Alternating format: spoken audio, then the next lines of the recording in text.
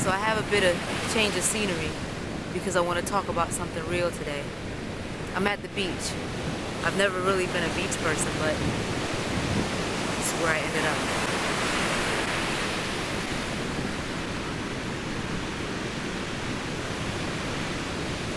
I want to talk about something near and dear to me. Something that has affected me, my life, my best friend's life, and many of you guys. I'm real today. I'm raw today. I don't have any makeup on. I have on sunglasses because the sun is shining. But this is real me. Hair is not done. Nothing. I'm not made up today because I want to keep it 100% real. And I don't want any distractions. I hope the waves don't distract you. I hope they calm you. I hope they bring you peace, especially for what I'm about to say. So keep listening. Exactly 2 years ago, I was at this same exact beach with my best friend Jackie. 2 years ago, I was here, walking the sand, walking on the boardwalk with Jackie. I'm at a women's retreat right now, and I just felt the need to come back to this beach. It's a place of good memories, but I had to come back to the beach. I was asked to speak at this women's conference. I didn't want to, but I was asked to speak about something very deep: depression, suicide. So I wanted to share what I shared last night at the retreat. Now this is very difficult for me, but I'm going to try to get through it. It's written down. I don't normally read something, but God woke me up earlier this week at like midnight. Told me to get up out of my bed, grab a pen and a paper and write these exact words. And I didn't change not one word that he told me to write. So I felt the need that I shared it last night, and it touched a lot of women, and it brought about a lot of healing to a lot of women. So I said, why not share this with my YouTube family? I feel that God will want me to. So, bear with me. 1993, her laugh is so big. It's hearty and strong, even though she's small in stature. Her clothes are baggy and colorful, such a typical New Yorker. School seems fun to her, plenty of friends. She's a class clown, always going out of her way to make people laugh. Every report card said the same thing. Grades are okay, but she just can't seem to be quiet. She talks too much. After school, she's full of life, a ball of energy. Just wants to be outside, ride her bike, race against the boys, play basketball, play kickball, laugh and scream till her voice was hoarse and her hair sweaty and frizzy. But she could care less. Just wanted to have fun and be free. 1994. She swallowed half a bottle of pills to be free. It didn't work. Her name is Nicole. She's me. Text messages. December 3rd, 2015, 6:03 p.m. Me. Don't forget to pay your $100 deposit tomorrow. It's the latest day you can pay for the Girls Going Higher retreat. Jackie. Okay, I will. Thanks. December 3rd, 2015, 8:26 p.m. Me. Just did my laundry, and as I was folding it up, I found these sweats among them. They shrunk in the dryer, and they fit me perfect, but they must be yours. Well, they're mine now. Jackie. Yo, I was looking for them, but they look better on you. Me. LOL. Yo, they fit me better than my old ones. Jackie. LOL. December 6, 2015, 12:01 a.m. Jackie. We won ACC championship. Oh, yeah. Me. Woohoo! I won a Clemson 2015 ACC champions hat. Jackie. Okay, I'll get you a fitted one. December 7th, 8:46 p.m. Me. Our God is so faithful and answers prayers. I don't feel worthy of his blessing. We go to settlement on our new home on January 21st. Jackie. OMG, I'm so happy. I could cry. Congratulations, I can't wait. Me. Thanks. Praise God. I'm gonna call you in the morning. Jackie. Okay. December 8th, 2015, 7:13 a.m. Me. Wake up. I'm gonna call you in 15 minutes. Will you be able to talk? No response. December 8th, 2015. She put on her praise dance uniform, It was white and purple. She put the TV on in her living room and had gospel music playing. She danced, laid down a blanket on the floor, knelt down, put the barrel of the gun in her mouth, and finally, she felt free.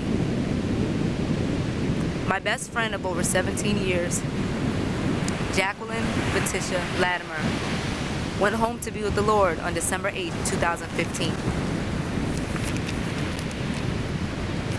A few days after her funeral, God spoke to me clearly. He said, Nicole, you will speak at the Girls Going Higher retreat. But I said, Lord, I can't do that. I can't speak. I can't share. I can't handle my emotions. I'm a wreck. I can't do it. Then he reminded me of Galatians 2:20. I have been crucified with Christ. It is no longer I who live, but Christ lives in me. And the life which I now live in the flesh, I live by faith in the Son of God, who loved me and gave himself for me. So it's not about me and how I feel. My flesh is emotional and broken and weak, but God can use that. He didn't want me to be all cleaned up, poised, in control, trying to perfect the speech. He needed me to be fresh and raw and soft and real. He said, Nicole, die to self and live for me. So I said, okay, Lord, but I'm not telling anyone. If this is what you want me to do, then you will have to make it happen. So I never told anyone. I never even said it out loud, not even to my husband. A few months later, my Aunt Yvette called me and said that her and Lisa, her best friend, were praying, and it was laid on their hearts to ask me to share at the Girls Going Higher retreat. All I could do was laugh and say, you got me, God. It's always been easy for me to pick up a pen and just write. I've written about a lot of things in my life in general, short stories, poems, speeches, anything. I can express myself that way. Yet I'm not unique in the way that opening up and actually discussing deep, private, painful, personal experiences of mine can be very difficult. As women, we wear so many hats. We're emotional beings, yet we're expected to hold things together, learn to be strong. So we internalize things. We put up a facade, paint a picture of a life that is not our own. But so many of us struggle with the same things. My battle is, and my best friend's battle was, depression. It's real. Science in the world will tell us that it's simply a chemical imbalance, something we just treat with a few prescriptions and a dose of Dr. Phil. It's all in your mind and you need to snap out of it. It's selfish to be depressed. Look around you at all that you have. You shouldn't be depressed. But what does God say about it? God says that it's real. There are numerous stories in the Bible where people suffered from depression. In Numbers, Moses had bouts of depression, leading the moaning and complaining children of Israel through the wilderness. He felt a loss of his leadership qualities. In the Psalms, David struggled with depression because he felt unworthy of God's forgiveness to him. Job truly suffered because he lost everything.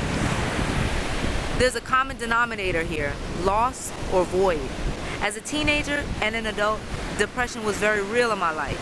My void was love. It was a missing piece to my very being. I tried to fill that void with everything: laughter, goofiness, men, money, success, material things, things that made me feel good. I looked like a strong woman on the outside, but I felt dead and unworthy inside. Jackie also battled depression ever since I knew her. To the world, she was always smiling a bright smile. She was so caring and loving.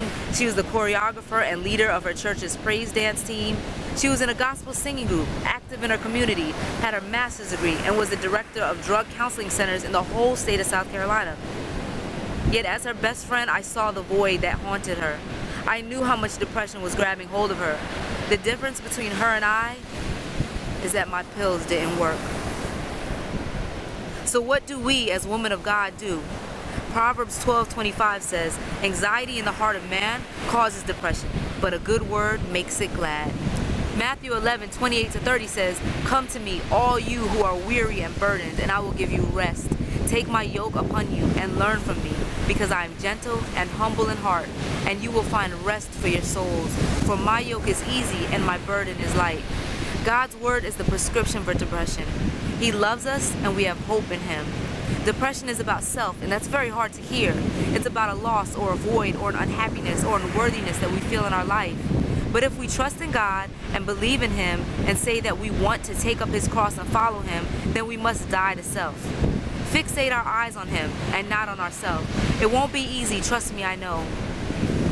Since Jackie passed away, I pushed my friends away. I've been scared to let anyone get that close to me again, for fear of feeling that pain again. If it were up to me, I would be alone in a bubble. But God doesn't desire that for me or for you. He wants us to be in fellowship with others. The importance of having spiritual sisters cannot be stressed enough.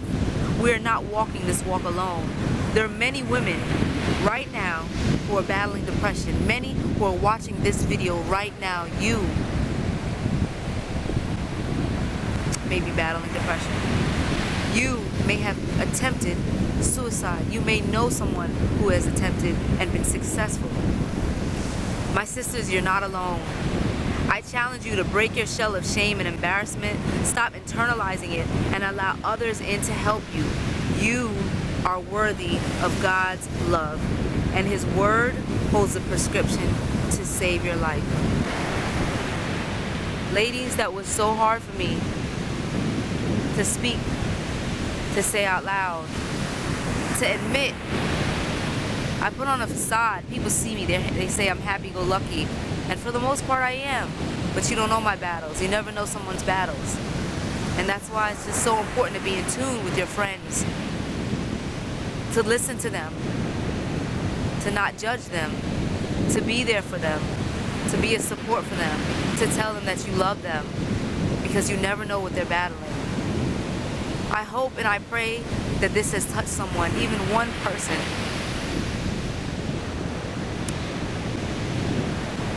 And I pray that you don't do what my best friend did. I know what it feels like to attempt to commit suicide, and I know what it feels like to go to that point. And now I know what it feels like to deal with the aftermath of losing someone to suicide.